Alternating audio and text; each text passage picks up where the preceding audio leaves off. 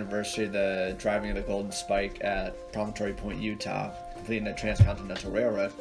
And as a result, I decided to try and make models of both of the engines that were present at the actual ceremony. Mostly blue as opposed to the red it was.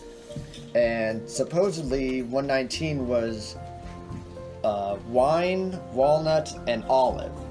As of right now, I have no idea where the olive is, because this is based on the pictures of the locomotives as they look right now.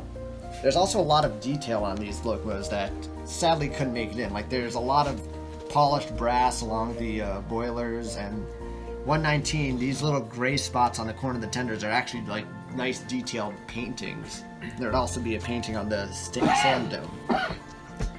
But building these two was actually very interesting because the general design, it's pretty much the same across just about every locomotive of the period. But then as I began to try and figure out the details to try and set them apart, I realized that there was a lot of differences they had. Obviously, Jupiter has a balloon stack, whereas 119 has just a straight smokestack. But then I realized that the tender on 119 has a little box back here, whereas on Jupiter, the two boxes are actually on the sides here. I also realized that I should probably stick some sort of fuel load in because the tenders don't quite look right when they're completely empty.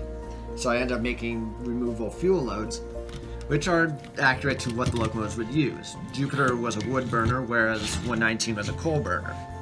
I also realized, after ordering a lot of parts for 119, that its boiler actually sits lower on the locomotive than on Jupiter. So I had to figure out how I was going to lower that.